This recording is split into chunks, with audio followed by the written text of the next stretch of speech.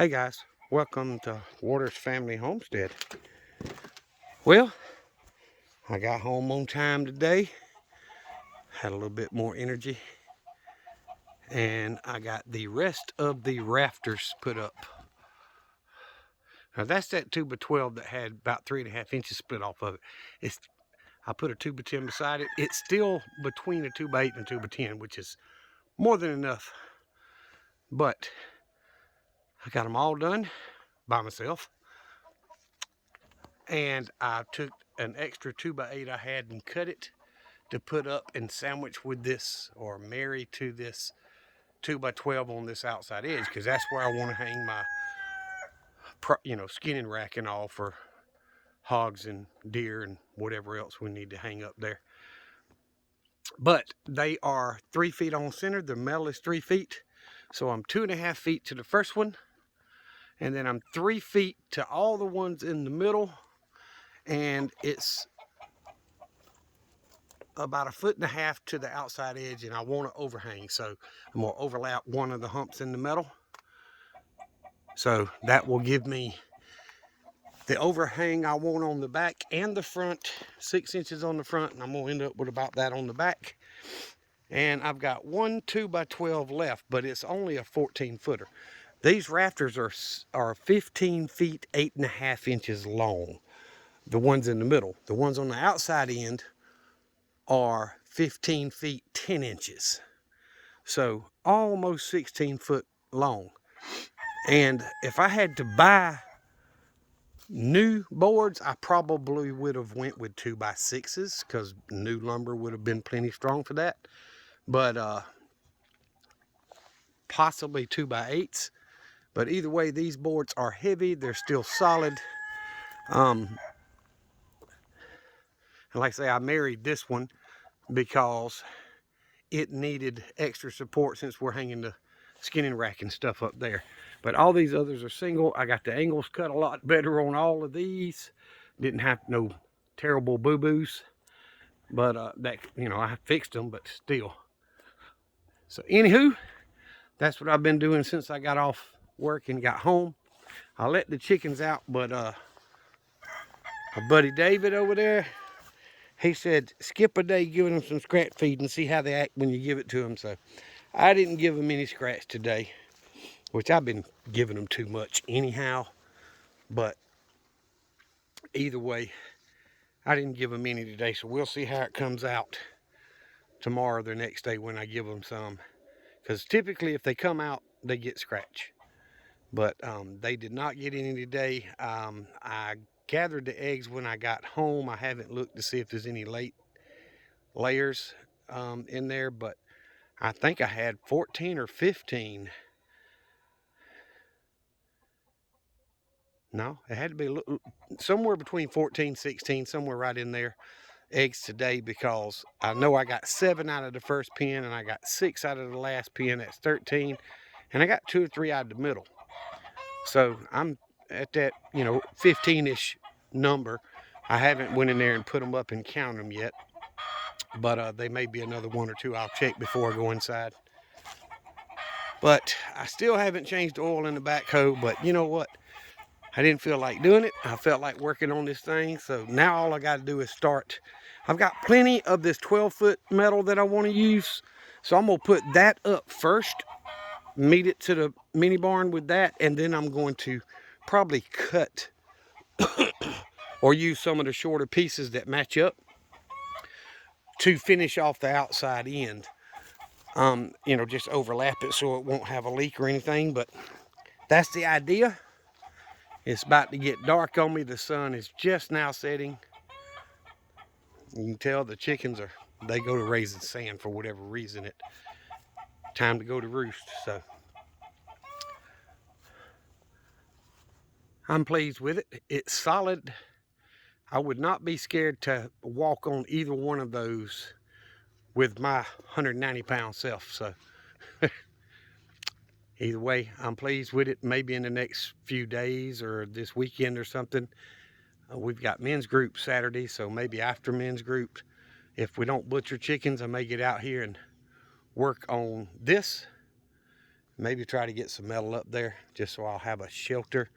Maybe not finished, but at least started to where I can park the backhoe up under it. And I've been thinking to go buy some 1-bys and or 2-bys. It doesn't matter to me. I reuse 2-bys, so I'll probably do that.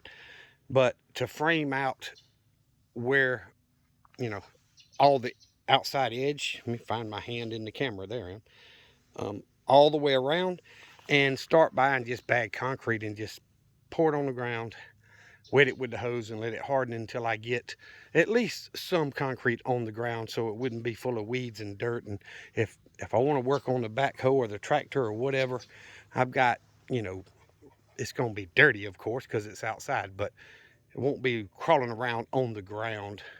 I can sweep it off and have a better place to work. I'm not going to pay no couple grand for a concrete company to come out here and pour concrete, but I can buy, you know, several bags at the time and just come out here and pour it out on the ground, spread it out with my old garden rake, and spray it with a water hose until I get enough down there that the weeds don't go through and it gives me something to be on. But Sparky's up there barking at somebody. But I wanted to show y'all what I got done. Rocky Mountain spotted fever really has affected my strength a lot. A lot. I'm going to marry another to this board here because it had 2 big old holes. So I'm going to marry another board to it as well. It's probably where this 2x12 is going to go. That's a 2x10. So I'm probably going to marry this 2x12 to it.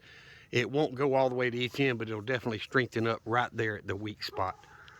But anyway, the Rocky Mountain affects everybody a little bit different. We all have different struggles with it, but it's affected my strength and my joint pain and stuff a lot. And when I did these other ones and tried to do them by myself, it was just more than I could handle.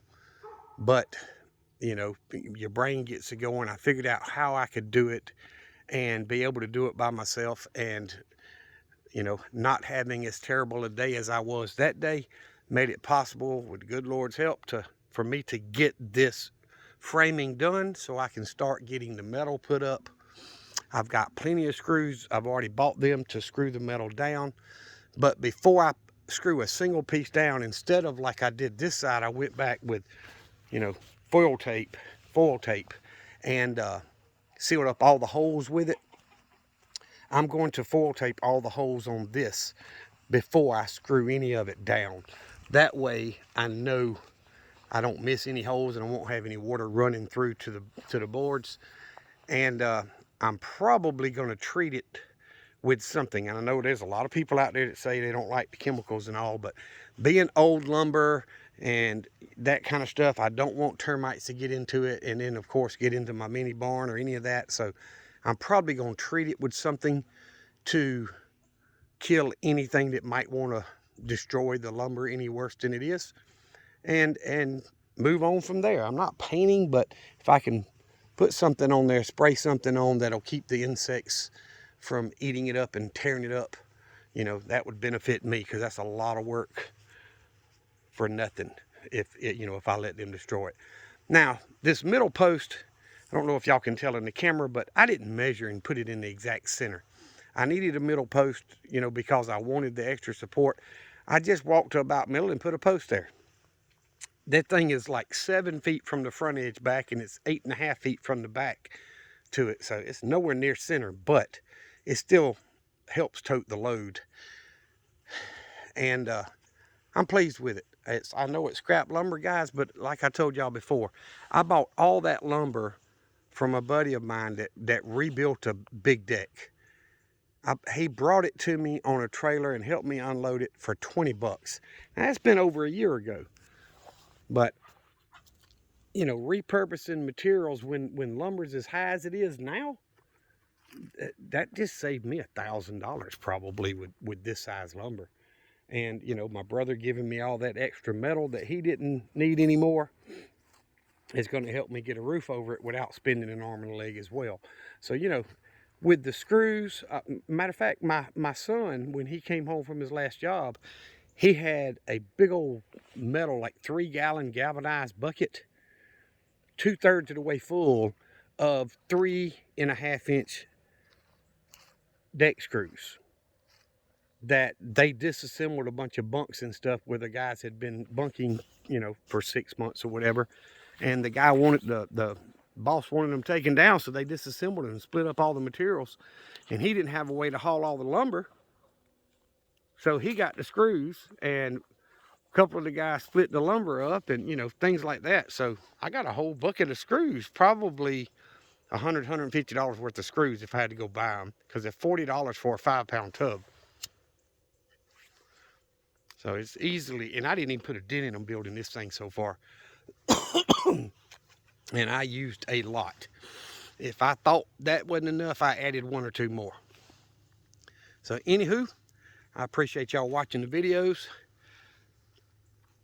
If you have not done so already, please subscribe to the channel. Help me grow and share the channel if possible.